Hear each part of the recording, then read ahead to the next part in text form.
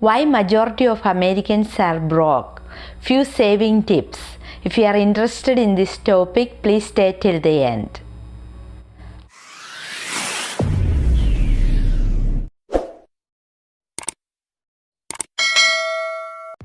If you are interested in money saving, minimalism and different investing ideas, you are at the right place. Today I picked the topic which can relate to most of us. Why majority of Americans are broke? Few saving tips at the end.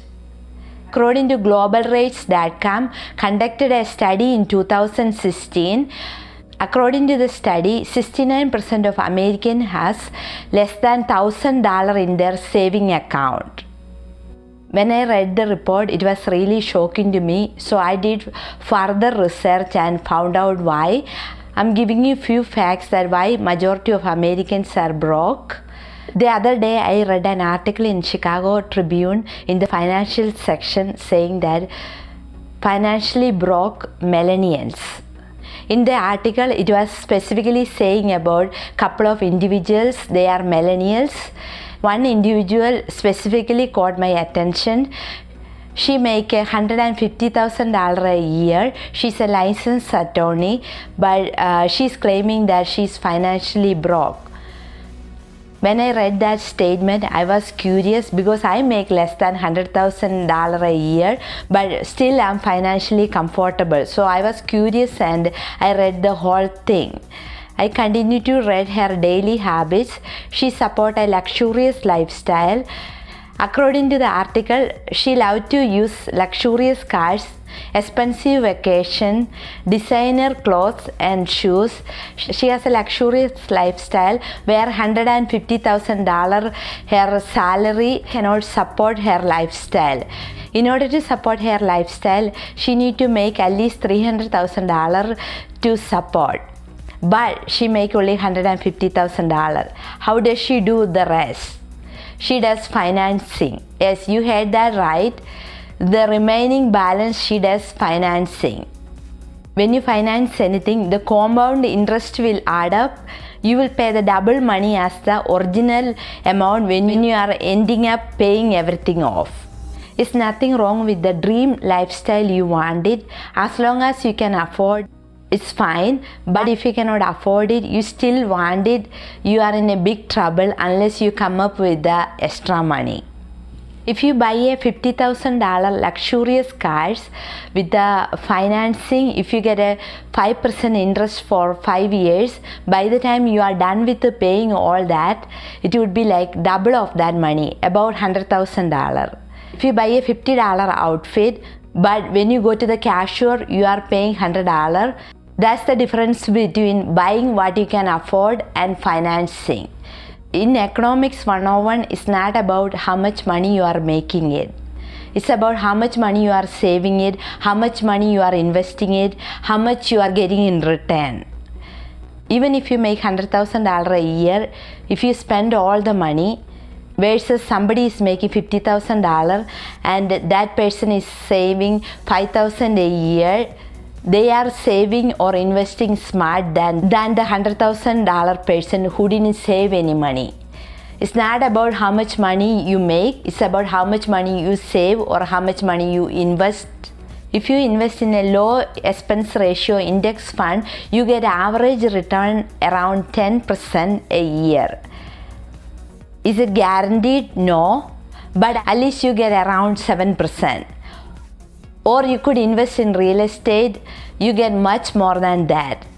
If you don't take any risk and if you think about that, if I invest somewhere I will lose, then you never be able to make any money.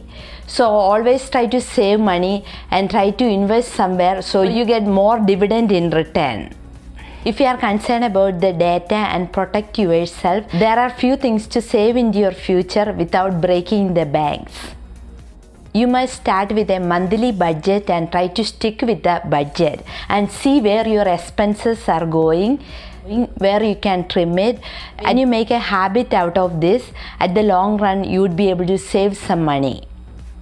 You have to prioritize essential over your luxurious needs. Try to prioritize over your essential like food, roof over your head, utility bills, gas, car maintenance. Those are the things you should prioritize over your luxurious needs.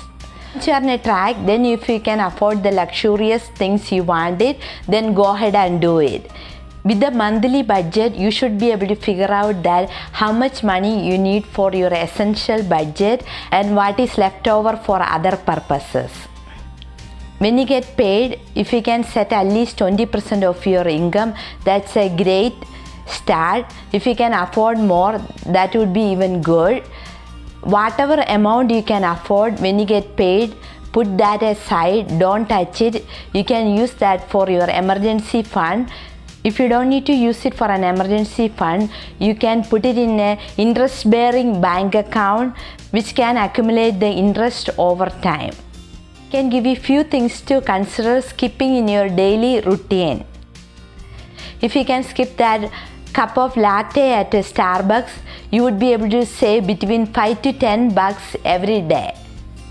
You can brew the same pot of coffee pennies per day at home. Also, if you can cut down or avoid eating out, it would save you a lot of money in the long run. It will add up. When you avoid eating out, it will save money as well as it promote the healthy lifestyle. When you meal prep yourself, you can control what you can put it. Also, it helps to save you the money in the long run. Also, prioritize your needs over expensive vacation, luxurious cars, the other things you wanted. Prioritize your need. Once you can afford it, think about that. Book that expensive vacation or luxurious cars when you can afford 100% without financing it. When you stick with your monthly budget, the extra money you have, instead of spending that extra money, transfer all the money to your saving or money market or invest somewhere so you get more dividend in return. I would like to hear from you guys. Please comment in the description below that how do you avoid being broke. If you like this video, please don't hesitate to subscribe to my channel, comment, share and like it. Thank you so much and have a great day.